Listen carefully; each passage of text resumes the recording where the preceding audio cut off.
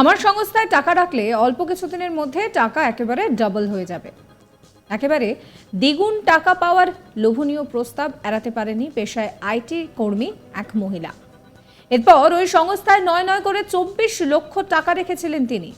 বলা যায় যে নিজের সমস্ত সঞ্চয়টাই তুলে দিয়েছিলেন শুধুমাত্র ডবল রিটার্নের আশায়।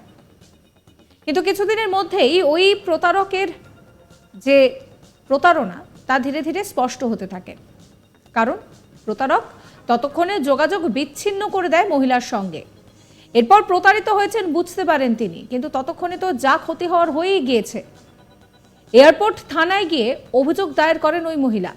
তদন্তকারী অফিসারদের কাছে কেঁদে কেটে নিজের হারানো টাকা ফেরত পাওয়ার দাবি জানাচ্ছেন তিনি। এদিকে ওই মহিলার অভিযোগ পেয়ে তৎপর হয় পুলিশ। তদন্তে নেমে নয়ডা থেকে একজনকে গ্রেফতার করে পুলিশ।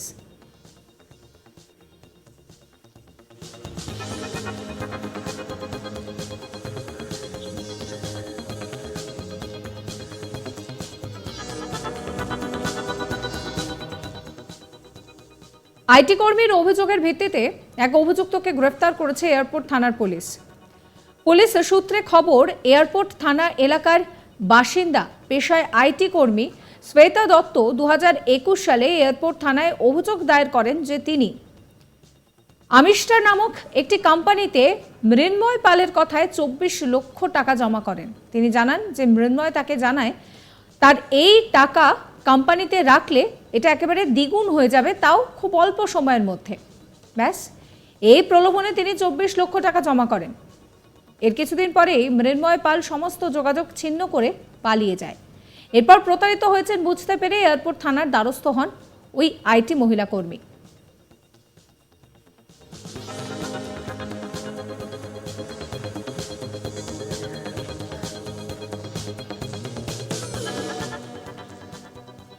ঘটনার তদন্ত শুরু করে পুলিশ এবং পুলিশ মৃন্ময় পালের কলকাতার অফিসে গেলে জানতে পারে যে সেখান থেকে তিনি অফিস বন্ধ করে চলে গিয়েছে। এরপর বিভিন্ন সূত্র মারফত খবর পেয়ে অবশেষে উত্তরপ্রদেশের নয়টা এলাকায় হানা দিয়ে তাকে কিন্তু পুলিশ গ্রেফতার করে। এই নিয়ে আমার কলিগের একটি রিপোর্ট দেখাবো।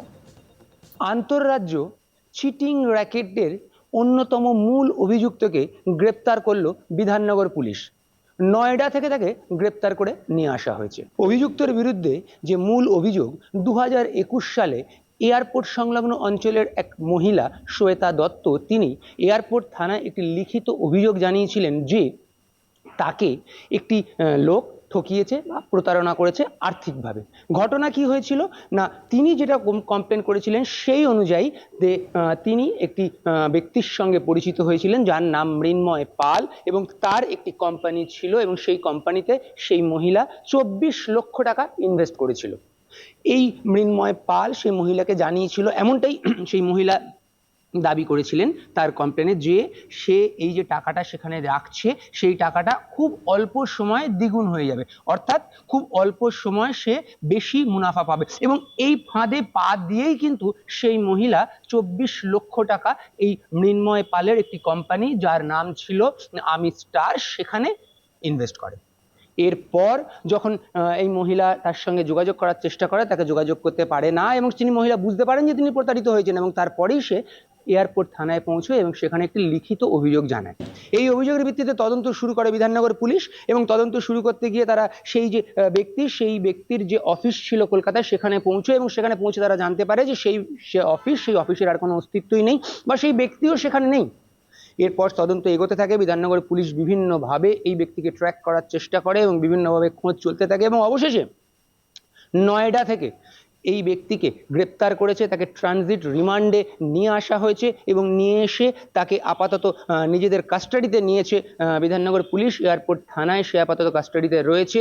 যেটা পুলিশ সূত্রে আমরা জানতে পাচ্ছি যে মূলত এই ব্যক্তির থেকে পুলিশ যেটা জানতে চাইছে যে এই যে র্যাকেট, এই র্যাকেটে আর কে কে জড়িত আছে, এই র্যাকেট এইভাবে কতজনকে প্রতারিত করেছে, এই যে অফিস খুলেছিল তারা, এই যে অফিস খোলার জন্য যে ব্যবস্থা সে সঙ্গে আর কারা কারা যুক্ত ছিল, এরকম আর কোথায় কোথায় তারা অফিস খুলেছে, কিভাবে তারা লোকেদেরকে প্রতারিত করছে, এবং সেই যে টাকা সেই টাকা কোথায় যাচ্ছে বা সেই টাকা তারা কোন অ্যাকাউন্টে নিচ্ছে। এবং সব থেকে যেটা উল্লেখযোগ্য যে এই যে পুরো ঘটনা, এই ঘটনার সঙ্গে রাজনৈতিক সাবস্ক্রাইব করবেন আজ তাক বাংলার ইউটিউব চ্যানেলকে, ফলো করবেন হোয়াটসঅ্যাপ চ্যানেলও।